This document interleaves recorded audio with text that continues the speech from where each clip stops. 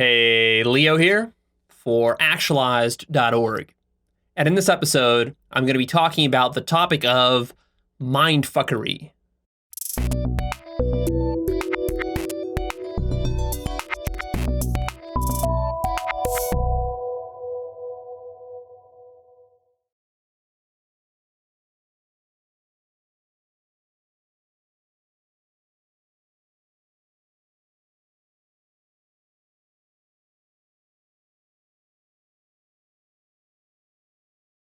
A major theme of life is the mindfuck.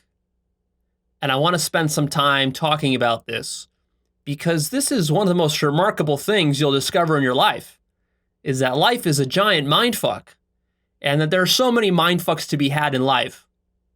And a lot of people, what they do is they spend their lives running away from the mindfucks, and this just screws them all up. And if you're going to be a real student of this work, you're going to be encountering a lot of mindfucks along the way. So this is something I want to really highlight, underscore, emphasize for you on this journey, that you should be kind of like looking out for them, expecting them to come. Now, what is a mindfuck?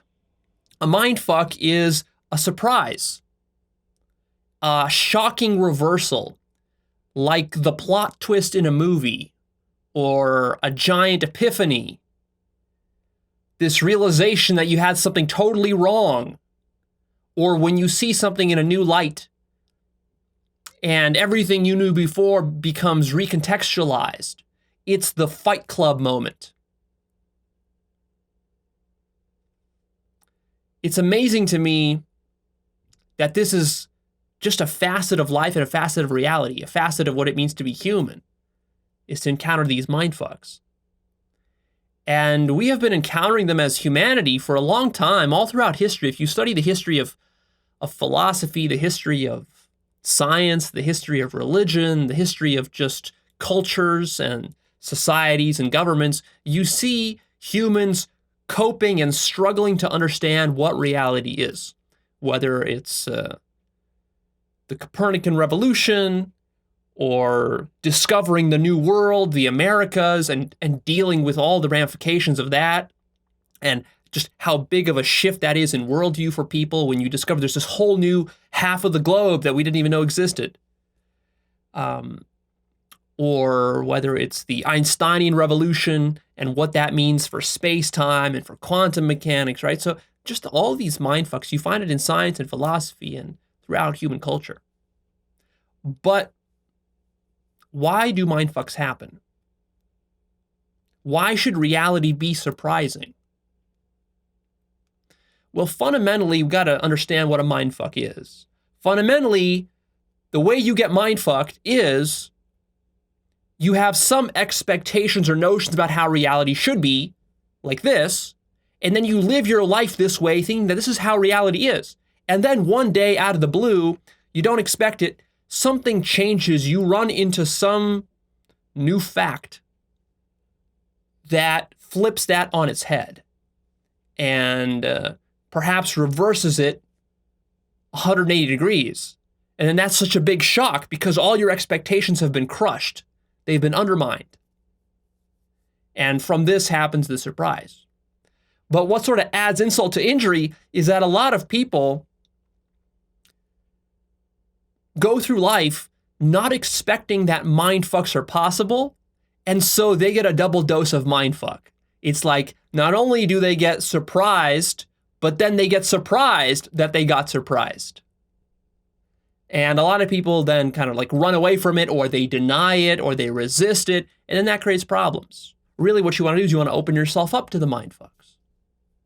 And a good way to do that is just to talk about this topic and to think about why it exists. There's a slew of reasons for why mindfucks happen.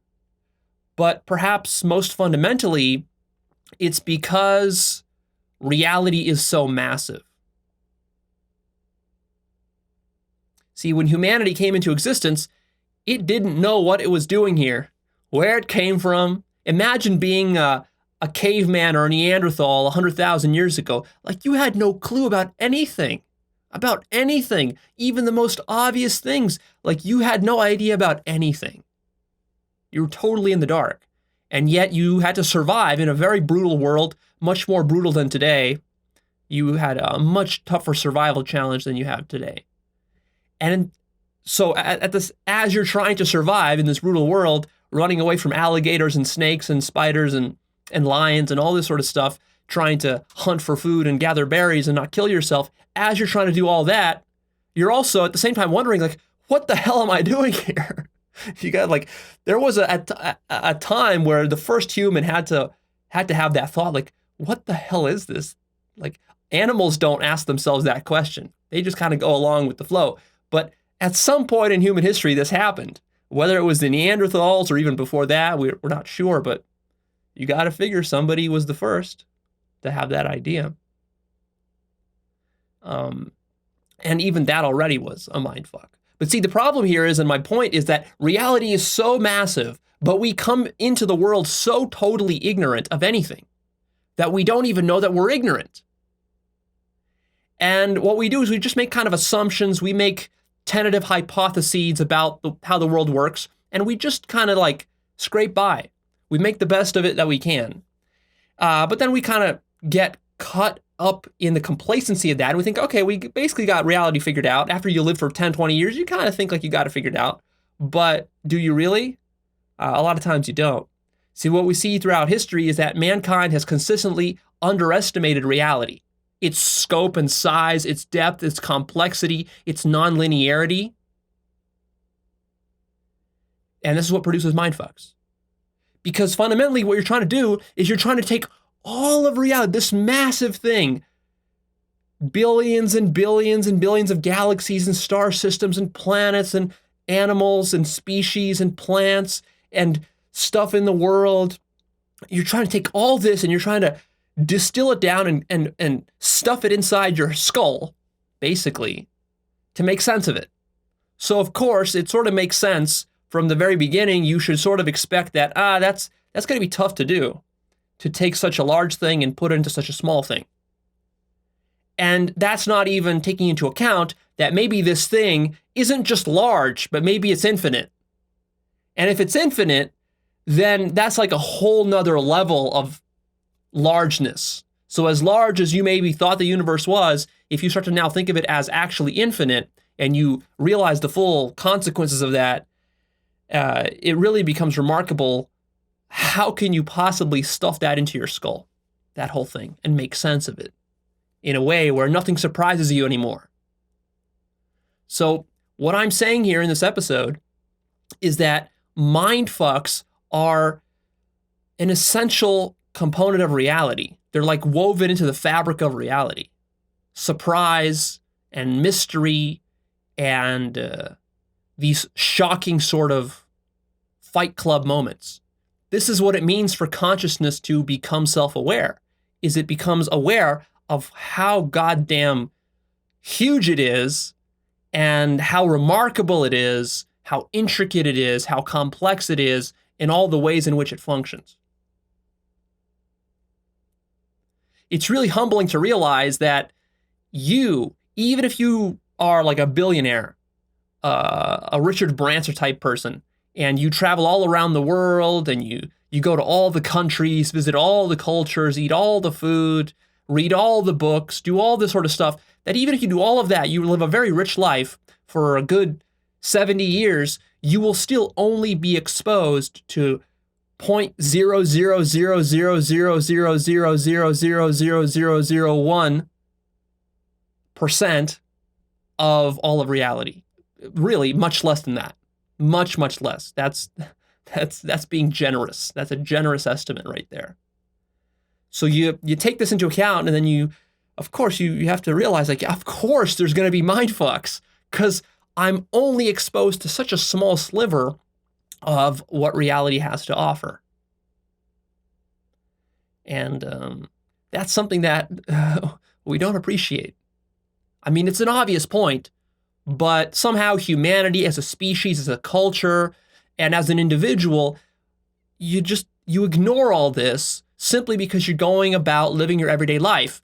And for the purposes of living your everyday life, you don't need to bother remembering that you only know a tiny, tiny fraction of what there is to know and what there is to see. And the reason that's important, and this is something that a lot of people misunderstand and why they get so mind-fucked, is that they underestimate the extent to which new information can undermine and reverse existing information. This is a remarkable point about epistemology and the workings of the human mind that I see almost everybody misappreciating, underappreciating, let's say. I see religious people underappreciating this. I also see scientific and rational people underappreciating this. See, never underestimate how much reality can fuck you over, because reality is much bigger than you. It's got way more tricks up its sleeve than you do. And what people underestimate is that they think that, well, yeah, we've got some facts and information, let's say from science, in some field, biology, physics, whatever, or outside of science as well, religion, whatever your field is, whatever you think you know. But then what you don't understand is that new information that can come to light can be such that it can recontextualize that information that you have, whatever model or theory you have, it can recontextualize that. And that recontextualization, when you put something into a different context, that can completely alter the facts or the information that you previously had. Not just a little bit, but entirely. It can either make the information you had before, the model you had before, it can make it completely incorrect. It can make it completely irrelevant. And/or it can actually flip it inside out such that the truth is the exact opposite of what you thought it was. And this is something people don't understand. People tend to just assume that, oh, new information will just accrete and it will be a gradual, just kind of building up evolutionary process of kind of gradualism, where it's like, well, yeah, we've got science, we've got physics. Sure, Leo, it's not perfect. We're just going to kind of like keep adding to it some details, some fine tuning. And overall, we're just going to kind of like build on top of what we already have. And what I'm saying is no. If you expect that, you're going to get mind fucked. What I'm saying is that what you should really expect instead is you should expect radical shifts in contexts in the future. You can't exactly predict when it'll happen, but you can predict that it probably will happen. People routinely underestimate how much context can alter content, how much perspective matters, how much holism matters, and just how radical of an undermining is possible. We see this throughout the history of human knowledge. We see it in philosophy, we see it in science, we see it in religion, we see it everywhere else. We see it in politics, for example. And you probably have examples from your own life. When you were a kid, when you were a teenager, you had some view of the world which was one way, and now it's probably completely the exact opposite because something shifted there. But when you were a kid, you couldn't even anticipate that. And in fact, you were very adamant that no, your position will never change, that you're totally right. And then that might happen even again as you get older. See, people underappreciate this. So, other reasons for why these mindfucks happen is because a key feature of ignorance is that it doesn't know that it's ignorant. It's got this very interesting property. So when you're ignorant, you're really double damaged by it, because not only are you ignorant, but you don't even know that you're ignorant, so you act as though you know everything. And this is something that I've been observing in myself and in other people. It's really fascinating to me to observe how this ignorance works. It's like this double blindness. You're blind and you don't know that you're blind. And then this is not a trivial point. This really makes the problem a lot worse. Because if people at least became conscious that they were ignorant, that would be a substantial leap forward in consciousness. That wouldn't solve all the problems, but that would be a big step towards that, because that would open the doors for a possibility of improvement. Because when you're ignorant, you can say, okay, I'm ignorant. I know I'm ignorant. I got a lot to learn. Let me now make some plans for how to learn and correct my ignorance. But most people are so ignorant that they're not even going to do that. See, they're going to be very adamant that they're right. And they're going to be so convinced by it that they might even have you convinced that they're right. Because you, as the one who knows he's ignorant, will say, well, yeah, maybe I am ignorant. Maybe they have a good point. I don't know everything. But see, they're going to act like they know everything. And so they're going to have this sort of false confidence that might convince you. Another reason these mindfucks happen is because we are so self-involved when it comes to life. Our number one priority is our own life, our self, the ego, our self-agenda. That is like one direction that we go to.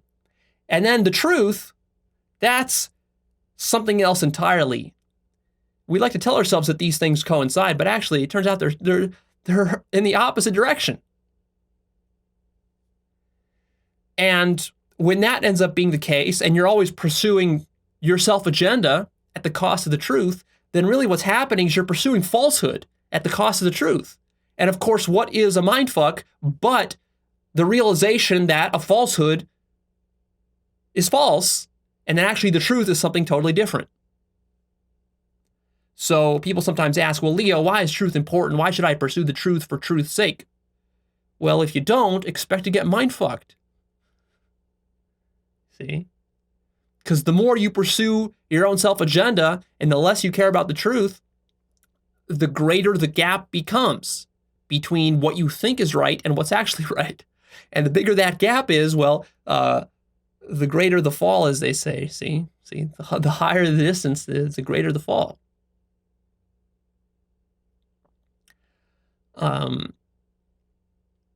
And there's something even much deeper about that, which we can say, which is that it's almost like the very cost of existence itself is predicated upon a lie. And in that sense, just to come into existence is already to be set up for a mindfuck. Because there's a lot of assumptions that are needed to bootstrap the self, to bootstrap you into being. That's a tricky, strange, loopy sort of process. And you have to just assume a lot of stuff. And when you're a kid and you're just kind of like going through school, you're learning stuff, you're learning how to function in society, you're making mistakes, but then you're also learning very quickly. But still, you have a lot of assumptions that you make. And these assumptions are just like heuristic rules of thumb that you create just in order to get by in the world. And there's nothing wrong with that. In fact, that's necessary. That's the only way you can become a self, a healthy, decent, functioning self. But the problem with that is that then people just tend to assume like, well, hey, it worked for me. It works, Leo, it works. So what's the problem? But see, yeah, it works, but it only works in a very limited context.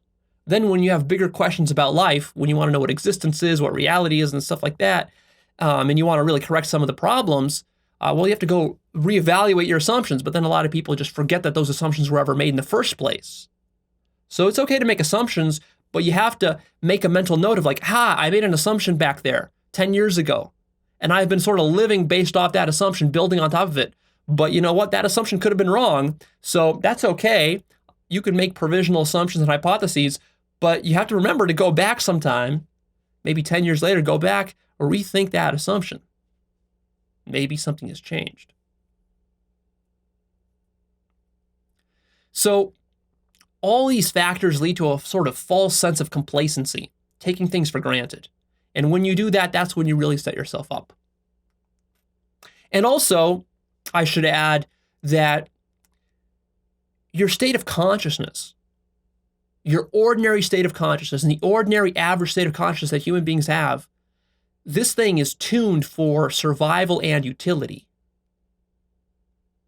It's highly pragmatic. It's always thinking about the past and the future. It's very future-oriented. It's always planning, thinking, scheming, manipulating. It's always doing this. You're living in this kind of conceptual state of consciousness.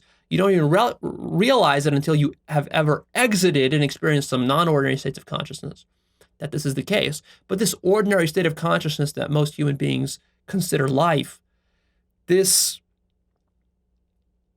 is one of our biggest blind spots. Sets us up for a huge mindfuck because we just completely take it for granted that this is just what life is this one particular slice of consciousness, but there are other states of consciousness which are radically different and lead to very different experiences of life. Another reason that these mindfucks happen is that the mind loves certainty. It hates uncertainty. And so when faced with uncertainty, what the mind will do is it'll fudge the uncertainty, and it will quickly confabulate some kind of story or pseudo-knowledge, and then convince itself that now it's certain. And of course, that sets you up for a mindfuck. Because, in fact, you're not certain, but you think you are. The mind also loves narratives. So what the mind will do is it'll cherry pick evidence to fit its narratives. And of course, its narratives fit its own agenda. And so these narratives are built, but then these narratives oftentimes have very little to do with actual reality or with truth. And then that sets us up for a mindfuck. See, the mind is very tricky. It's a trickster.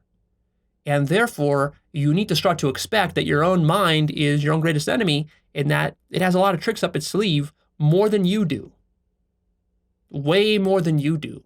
It's a lot trickier than you. It is you, but it also tricks you. That's what's so loopy about it. Now, how does a mindfuck happen? Well, it happens through a lot of different things. It happens, here's sort of a list of where you can spot mindfucks. You can spot it whenever you're acting arrogant or feeling superior. Arrogance is huge. And one of the reasons that the ancients, the Greeks and Romans, they talked about hubris and arrogance. This was a big theme for them.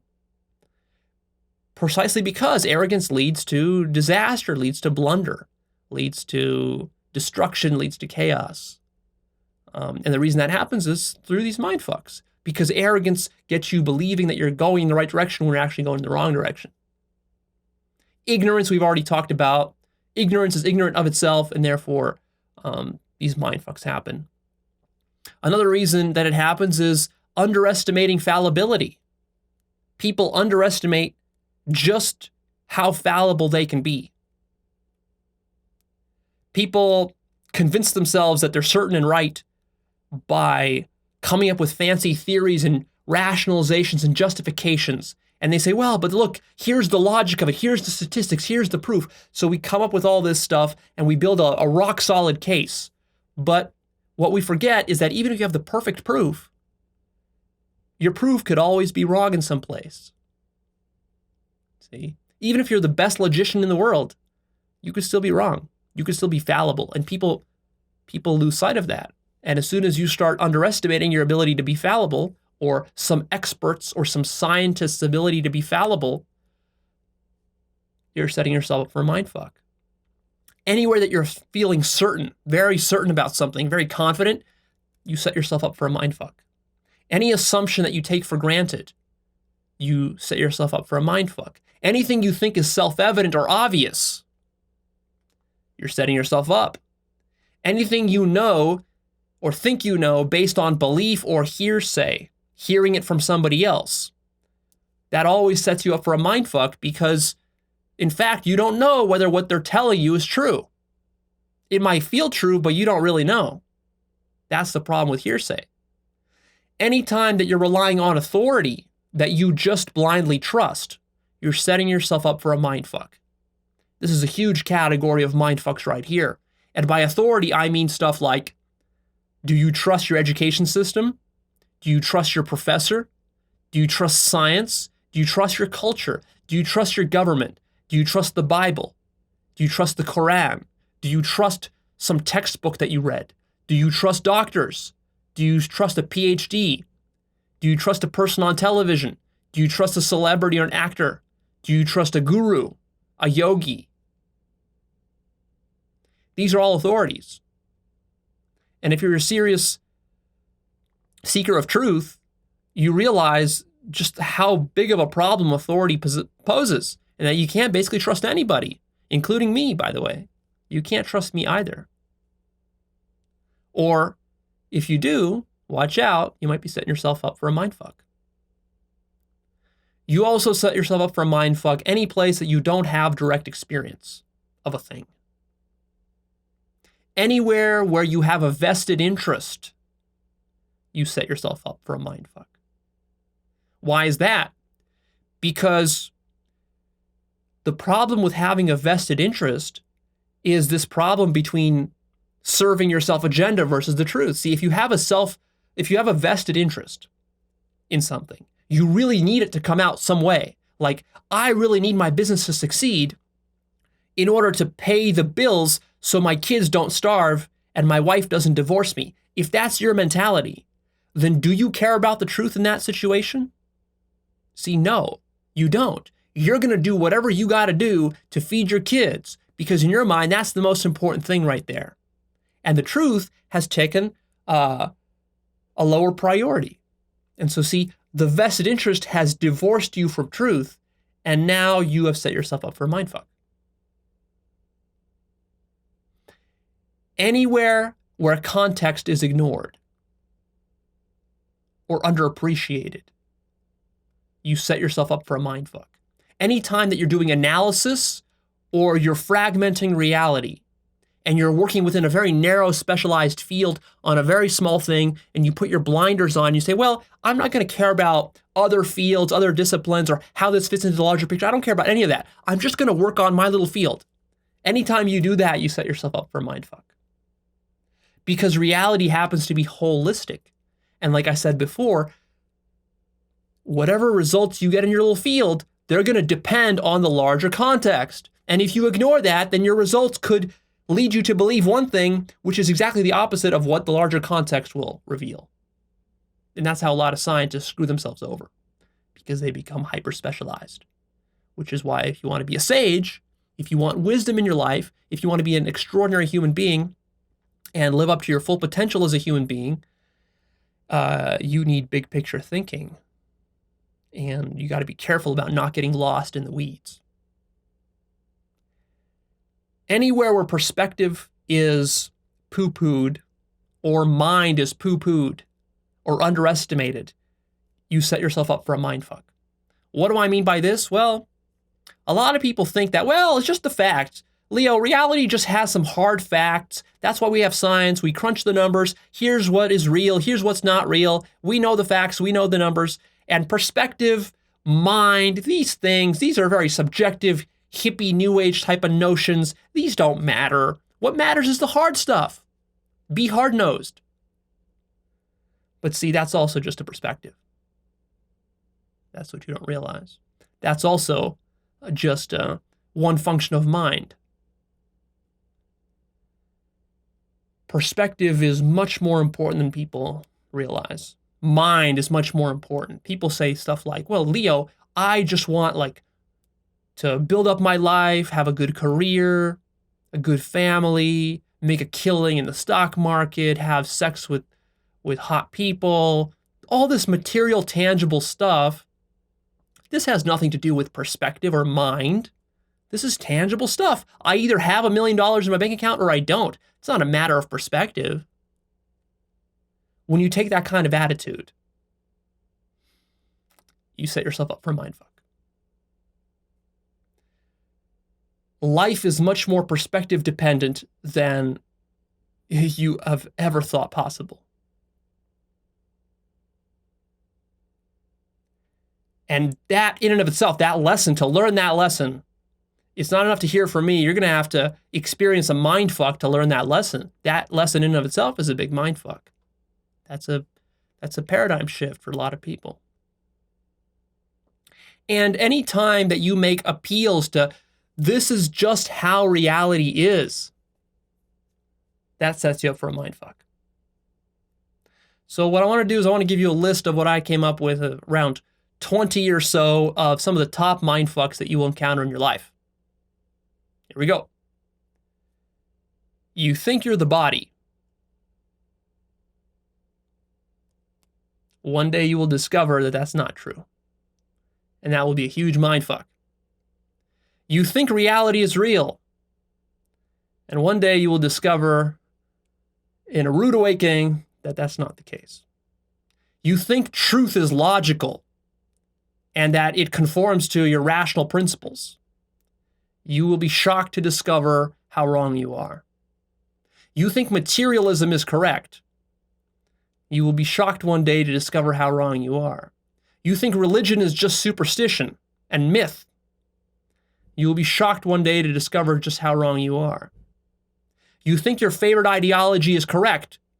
I don't care what it is.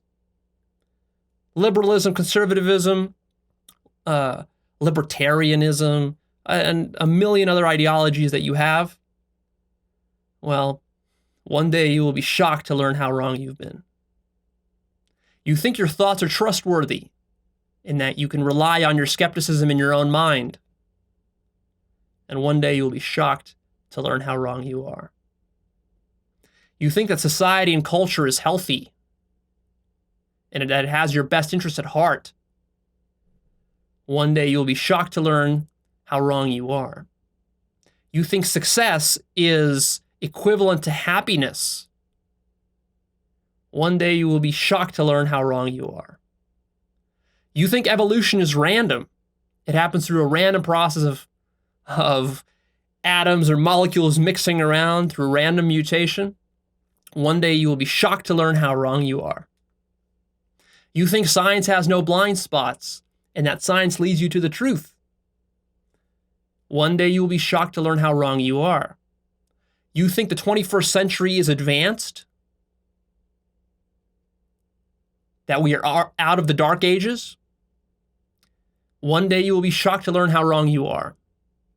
You think that what school taught you is correct? One day you will be shocked to learn how wrong you are. You think history is objective and that the history that you read in the history books that you see on TV, that's how actually stuff happened? Oh, you're in for a very rude awakening there. You think that death is real? One day you will learn that it's not. You think evil exists? You'll learn that that's not the case. You think that you're a good guy, that you're the hero of your journey, the hero of your story? One day you will be shocked to learn just how evil you are. You think that other people hold you back from getting the success you want in life? Well, one day you'll learn that it was all just you holding yourself back. You think your problems are material? Like you need more money, you need more sex, you need a bigger house, you need a better car. If only you had a better job. If only you had a hotter spouse. If only you had better children. If only they went to better schools. If only your business earned a little bit more money. Then everything would be going great. All your problems would be fixed. Well, one day you will experience the mindfuck that shows you otherwise. You think your fears are real?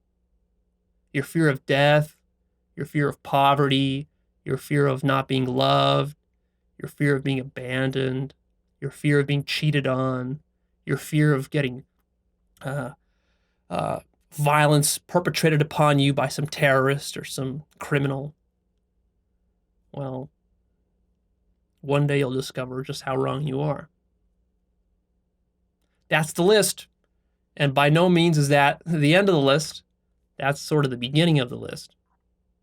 I don't have time to go into just how all those things are the opposite of what you think they are. I've touched on those issues in the past in certain episodes, and I'll touch more about those in the future in certain episodes. I want to give you a high-level overview here without going into the details.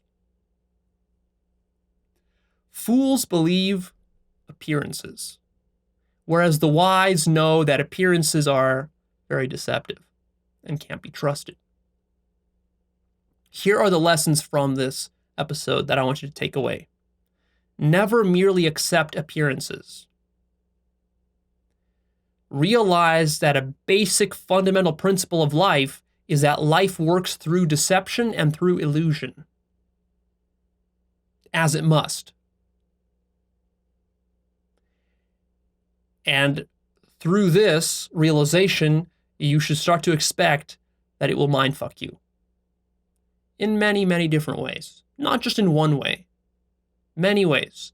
There's some epic mindfucks out there. There's some smaller ones that you will experience. Always investigate deeper. Wonder, what am I taking for granted? Wonder, what am I assuming in this situation?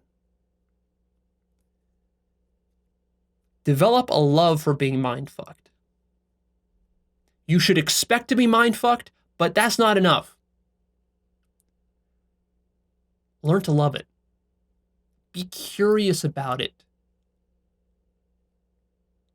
So many people are led in the wrong direction in life because they somehow think that a mindfuck is a wrong thing, that it's bad, that it's negative somehow, that reality can't be paradoxical, that it can't be fucked up or weird, that it can't be absurd. Drop all those expectations. If you think reality can't be weird and absurd beyond anything you can possibly imagine, you're going to be mindfucked. So start to love this. I think that's one of the things that I stumbled upon early in life.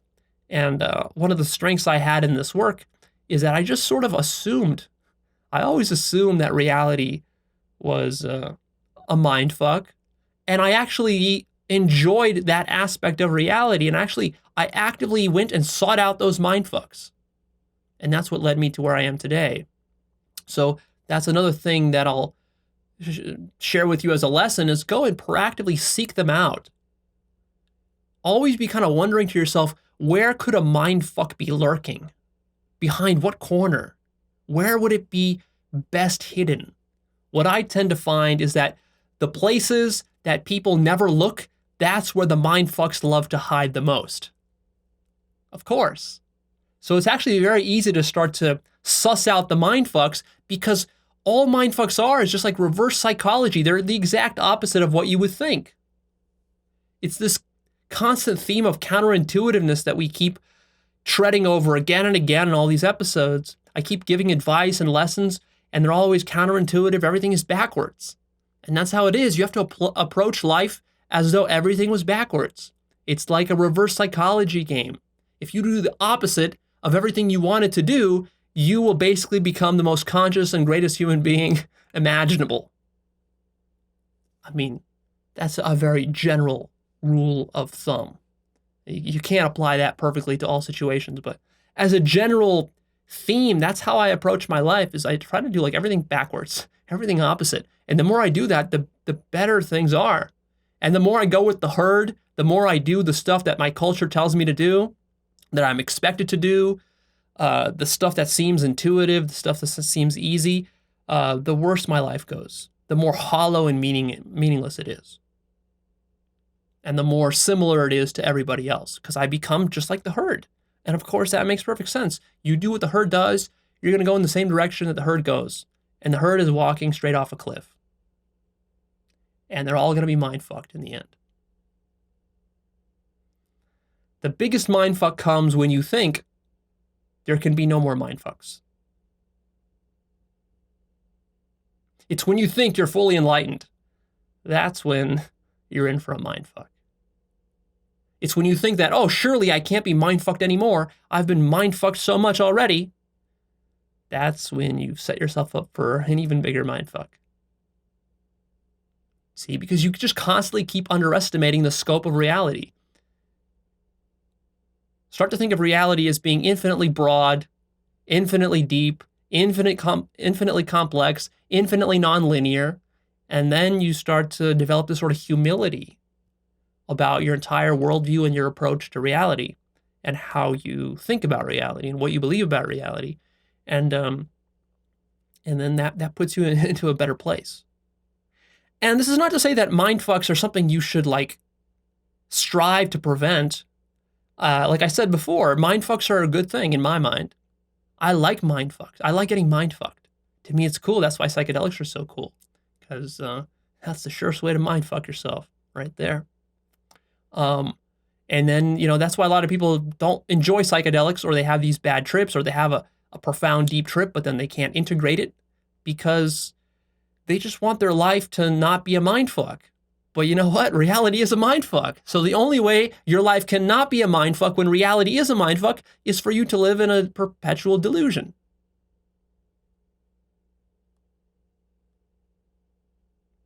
When you think you've got it, you don't got it. When you think you're right, you're wrong. When you think you're good, you're bad. When you think you're enlightened, you're not enlightened. When you think you're self-actualized, you're not self-actualized.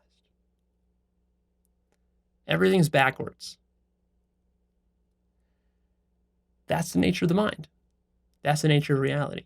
Learn to love it and go on this journey, and then you will really savor these mindfucks. You'll savor them, you'll appreciate them. These mindfucks, rather than being bad trips or bad revelations, these will be the most beautiful experiences in your life. All right, that's it. I'm done here. Please remember to click that like button for me and come check out Actualized.org. That's my website. Check out my blog. I'm posting a lot of new stuff there. Check out the forum. We're having lots of good discussions there, sharing resources. Check out my book list. I'm going to be adding more books in the future, cool books, powerful books. And check out my life purpose course. And stay tuned in the future for more releases and more videos.